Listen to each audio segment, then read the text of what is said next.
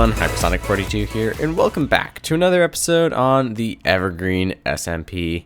Now, as you probably saw in that intro time lapse, we've been working on a little bit of stuff around here, and there it is, in its full glory, our giant completed iron farm. This is actually very heavily based on Tango iron farm from Hermitcraft Season 8. I was working on this with Agent McKinga, and we made a couple of adjustments just to make it a little better for what we needed it. But yeah, if you look here, I've actually got a villager breeder set up, and that wasn't in the time lapse. But that's because, well, I started running the farm. It was going pretty well. But then the villagers just started dying. I still don't know exactly why they were dying, but they just started dying. And the only way I know that is because, well, we've got a plugin that shows when villagers die on the screen in the chat. It just says villager died and coordinates. But yeah, I don't know why they kept dying, but pretty much every single cell was down to 2 villagers. I should probably give some explanation as to how this works. So let's go up here and take a quick look real quick.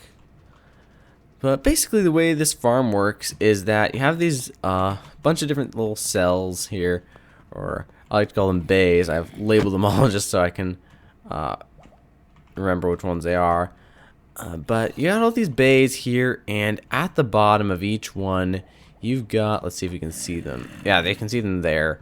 Some villagers standing there. They each got 3 beds, so they can all sleep when it comes nighttime. And there is our pillager. There he is, Jimmy.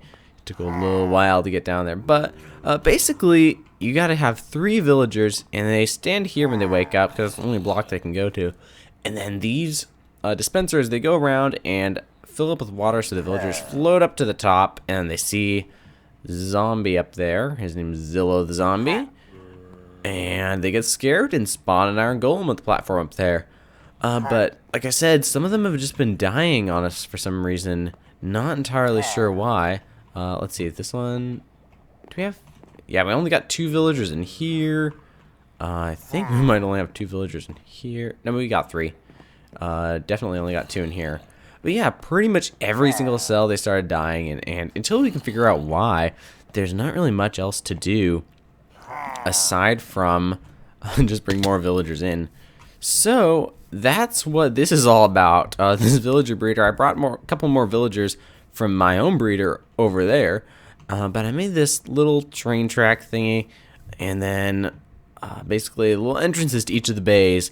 So let me show you exactly how this works. I think we still need to, I should have checked while I was up there, but I think we still need to fill in a couple bays on the left hand side, which is what we're working on currently, and then fill in some of the right hand side as well. But yeah, so this is left hand bays. I think L4, oh no, we got one in here. L5 we've only got 2, then L6 we've only got 2. So let's do L5 right now, then I can kind of demonstrate the way this works to you guys. Basically we got a villager breeder down here, and then we got some rails that carry them because some dispensers, some minecarts there. But if we need to go to L5, then I need to get that ready for him so he goes into the right one. So let's head up here, and we're in the L base here, and yep, L5, perfect. So we can use these to switch them around so we know whether or not we're going to the right one. But yeah, that's looks like it's working. It looks like we're ready to get our first guy in here. And now you may have noticed in my inventory or in the time lapse, again, Elytra here. This is, I did not go get this. Don't worry, I didn't go to the end and not tell you guys. Actually, Agent Kinga lent this to me for building the farm, so that's where I got that from. I've been using a little bit farm related stuff, but I still do want to get my own in the near future. So let's dispense that, and there he goes. Let's follow him right up there. And if you haven't guessed already, we got L's for left, R for right, depending on which direction you have to go once you get up here. But yep, here he is in Bay L5. So the way we have to actually do this is switch him over so he moves into L6 for a minute. Then we push him out like that. Once he's safe in there, we can remove this slab, We have to remove some of the rest of this to get it ready. I have been thinking it might be possible to leave some of this infrastructure in here so that when they die, inevitably again, we'll be able to fix it really quickly. But for now, I think we just stick a glass here because he can't get out, right? And then we're going to push him right back in. Let's see if that works. Almost fell off there. Yeah, and we can just place a glass block here. He can't get out. And make sure we don't hit him and break the minecart. Oh, do you want to go right in? Go in. There we go. And he's in. Obviously, we have to break these so that when they come up, they will be able to actually see the zombie. But like I said, I think I might try leaving in some of these side ones, see if it works. If not, I'll definitely remove them right away. But for now, it looks like it would just make more sense to do that, because we may have to move a lot more of these guys, depending on whether or not this ends up working. But yeah, let's go down and grab another villager. I'm just going to do this for finish up as many villagers here as I can, but you guys probably don't want to see that. So we're just going to cut to a quick little time lapse of that. And so let's move these villagers.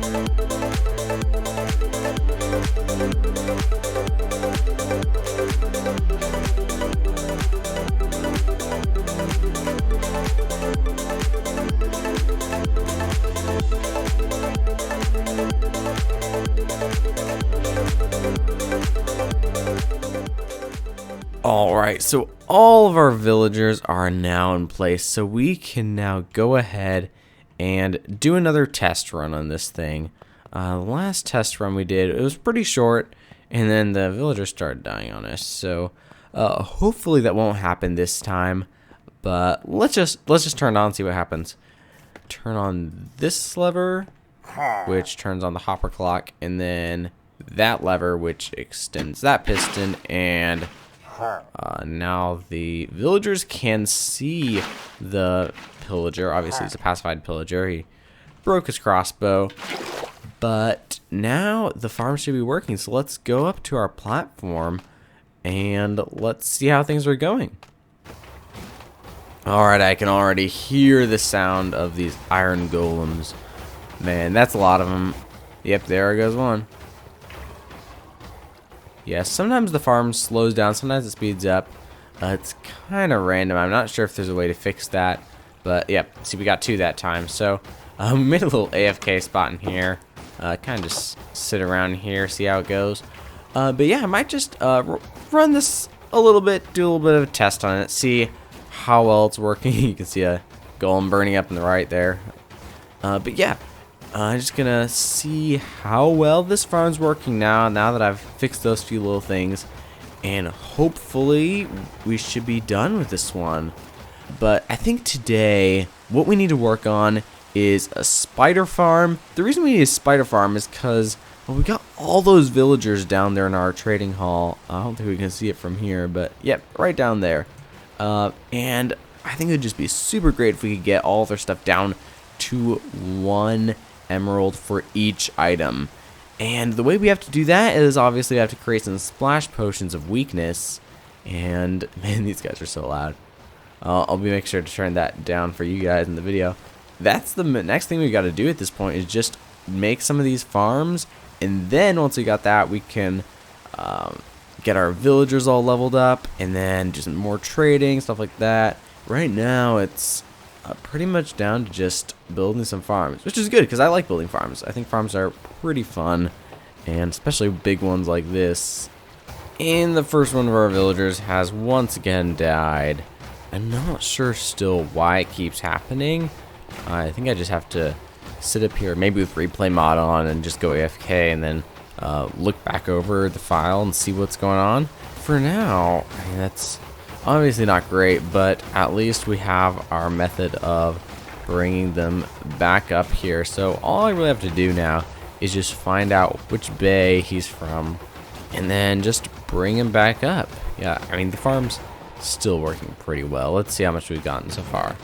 Yeah, we've gotten a lot of iron just from sitting around for a little while here. Let's actually turn that into blocks, see how many we can get. But yeah, it looks like it is working pretty well still, despite the villager mishap that we may have run across. But look at this. Only for sitting around for a little bit, we've gotten 3.5 stacks of iron blocks, plus this one and the half stack we already had. So we've gotten 5.5 stacks. That is quite a bit of iron. I don't think I'm ever going to be using that for just normal iron purposes. And you know what that means is it's about time to open up a shop. So we're not going to do that this episode. I think next episode might be the time to do that. Even with that villager dying, we still are getting quite a bit of iron from here. And we still got like 3 or 4 stacks before he ended up dying. So let's go down, turn off the farm. But yeah, that's pretty much just going to be it for the iron farm for me right now. We've obviously made quite a bit of progress when it comes to this. We got all this iron here, and it's working relatively well. And we've got to fix down below for when it doesn't feel like working. And look at that. We've got so many villagers lined up, ready to go.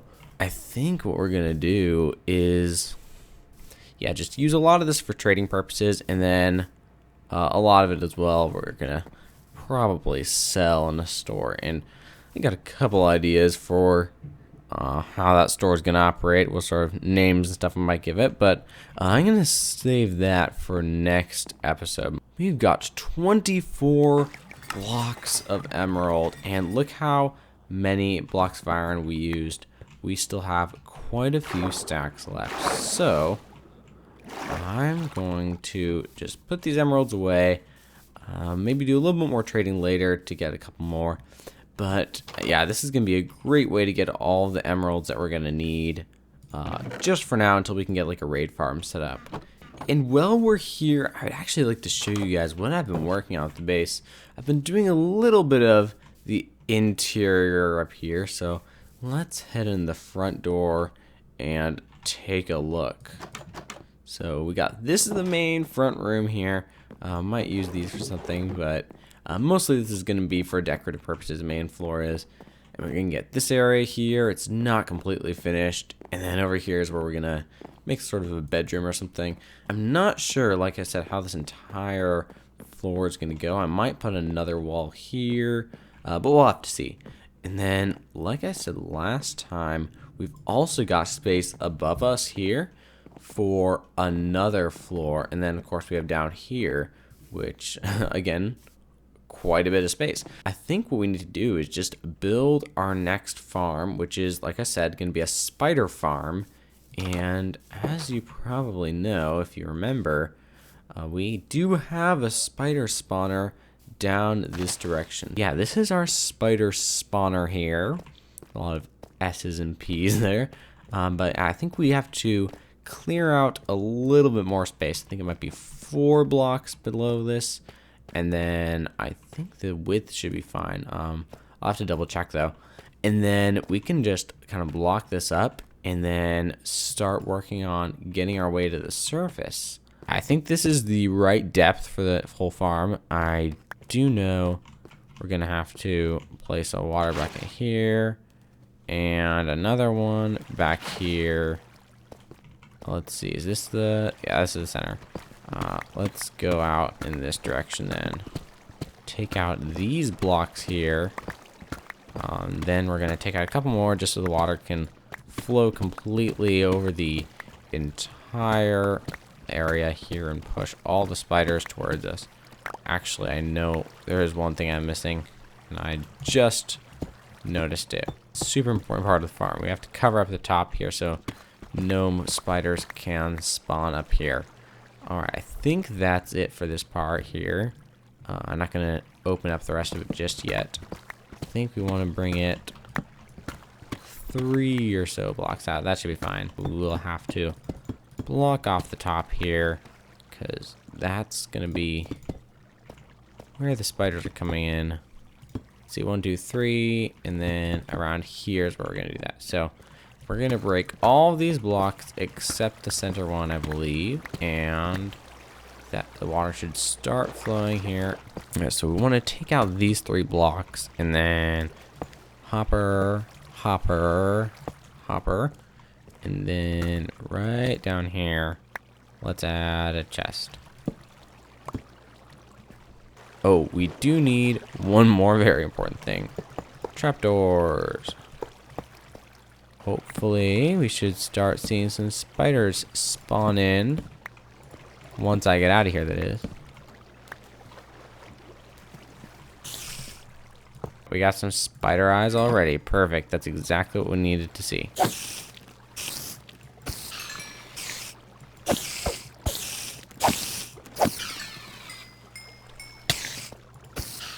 Well, it looks like our spider farm is definitely working. I know these guys like to climb up a lot, but it does not look like they're getting through at all. And we've gotten 30 spider eyes, so that's enough for over a stack of splash potions of weakness. So yeah, this is gonna be good. Basically, we can cure villagers at least 64 times already among our how many villagers we have, which we don't even have that many. So we should probably be able to get most of them down to about 1 emerald for most of our things, most of the trades that they're gonna have. So we've got the spider farm up and running, and we've got our iron farm pretty much fixed. Still not sure why the villagers are dying, but at least we have a solution to it, which is replace them with more villagers. But that was pretty much all the farming stuff I wanted to get done today. So I thought we might take a minute and work on the interior of the base. So let's do that. Let's make a couple oak planks here.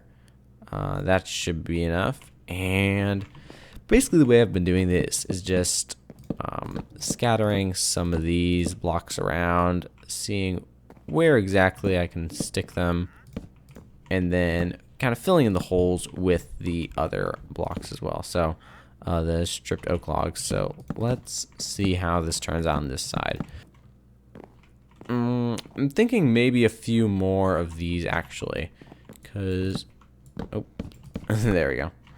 Maybe one there, there, and then that should be there. That should be good. Let's just add one more right here, and perfect, perfect. All right, this looks great. That is. Actually, it doesn't look great. We need one more of these. That one should go there. Let's see. The question is, does that look randomized enough? I think it does, even though it looks like some Tetris pieces around here. But otherwise, aside from that, it looks pretty randomized. So yeah, it should be good. We're going to add some stuff on the wall as well to cover it up. So it shouldn't be showing too much at all. Okay, so I decided to go ahead and put up this wall here, and I am liking how it turned out.